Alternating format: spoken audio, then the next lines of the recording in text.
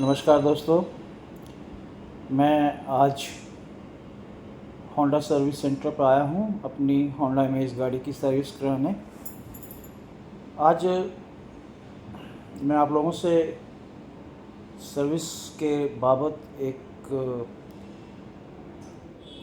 क्या कुछ बातें शेयर करना चाहता हूँ जो सभी कार ओनर्स को ध्यान में रखनी चाहिए कि सर्विस सेंटर पे जब आप जाते हैं गाड़ी की सर्विस करवाने तो आपको किन किन बातों का ध्यान रखना है। देखिए, जब भी आप सर्विस सेंटर पे जाएंगे आपकी गाड़ी का एक जॉब कार्ड बनता है। जनरली वो कंप्यूटर में एक उनका किलोमीटर्स के हिसाब से एक टेम्पलेट बनी होती है, उसमें वो डाल के आपको बताते हैं सर आपका इतना खर्चा आ जाएगा। अगर तो आप बिना उस जॉब वर्क को समझे या क्या क्या वो जॉब करने वाले हैं अपनी गाड़ी सर्विस में दे देते हैं तो आपको नुकसान हो सकता है। मैंने भी आज जब गाड़ी सर्विस के लिए जॉब कार्ड बनवा रहा था गाड़ी के लिए,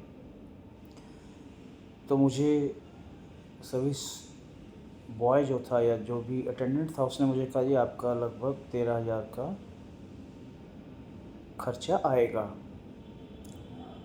तो मुझे थोड़ा सा अटपटा सा लगा, क्योंकि जनरली मेरा खर्चा 7,000 8,000 10-15 साल से गाड़ी चला रहा हूँ।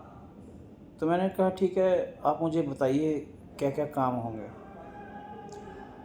उसने जब बताना शुरू किया तो मैंने उसमें बोला इसमें सबसे बड़े बड़े खर्चे कौन से हैं। आपको जानकर हैरानी होगी कि उसने क्या बताया। उसने नंबर 1 बताया कि जो आपका एसी की जो डक्ट्स हैं उनको क्लीन करके अंदर एक कोटिंग के लिए कुछ खर्चा आएगा लगभग 2,000 के आसपास।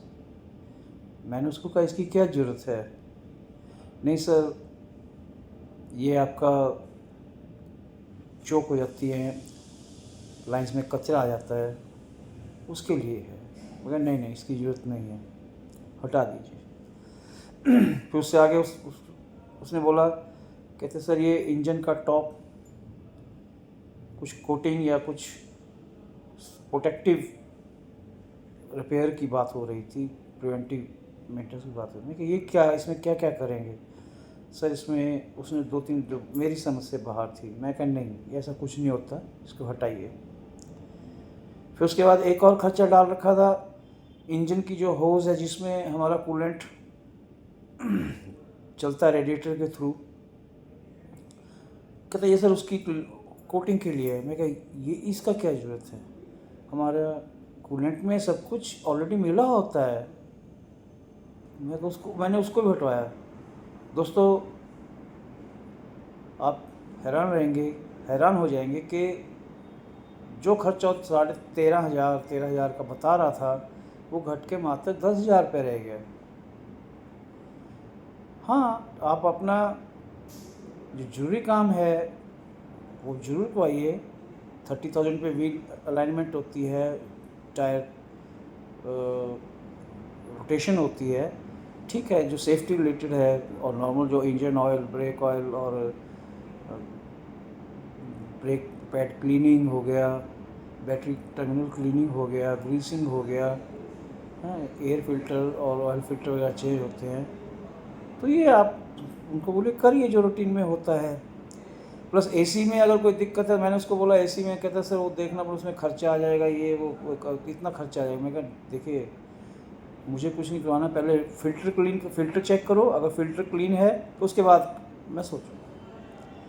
तो उन्होंने खोला, सबसे पहले फ़िल्टर तो देखा, वाकई में ही चोक था, गंदा था। मैंने उसको वो बोला ये 850 का आएगा। मैं ठीक है बदल दो। तो इस प्रकार आप सजग रहेंगे, हर चीज़ को उनके कहे के अनुसार मत करिएगा। आप अपना, you are the owner of the car, आप जो बोलो वो करेगा। हाँ, जो मैंडेटरी सर्विसेज होनी है, जो कार की जो आपके पास बुक है, सर्विस बुक है, उसमें देख लीजिएगा कि 30,000 पे क्या क्या क्या क्या काम होने हैं। आप उसके हिसाब से करिए। अदरवाइज़ वो ऐसे भी आपको बिना बताए ऐसे कॉस्ट डाल देगा कि आप बाद में कुछ कर नहीं पाओगे। पता नहीं वो करते हैं नहीं करते, भगवान जाने। ये एक तरह से उनका ये तो एक ये सोचते हैं कि एक ग्राहक फंसा, एक शिकार आ गया हाथ में, अब उसको जितना चूस सकते चूस लो। अब थोड़ा सा काम इतना एथिकल नहीं रहा है। अगर आप सजग नहीं रहोगे तो आपको नुकसान उठाना पड़ सकता है। गैर ज़रूरी काम जिनकी कोई ज़रूरत नहीं है, गाड़ी है यार, कोई हमारा कोई एरोप्लेन तो नहीं है ना, और नॉर्मल गाड़ी है कोई, उसमें चलो कोई फोक्सवैगन की या कुशा की कोई गाड़ी नहीं है जिसमें कि इलेक्ट्रॉनिक्स कंट्रोल का ज़्यादा बोलबाला रहता है। सिंपल गाड़ी है, 4 स्ट्रोक गाड़ी, 4 सिलेंडर, मैनुअल क्लच, उसमें क्या कॉम्प्लिकेशन आती नहीं है। अगर आप गाड़ी आपको पता है, आप अच्छे से हैंडल करके चला रहे हो, तो वो आपको एक तरह डरा देते हैं कि वो आपकी जो अज्ञानता तो नहीं मैं कहूँगा, आपका एक जो भोलापन है या एक आपका विश्वास करने का जो नेचर होता है, ये उस चीज़ को एक्सप्लॉइट करके आपको ठगते हैं। आशा है आपको मेरा ये वीडियो लाभप्रद लगा होगा। Thank you.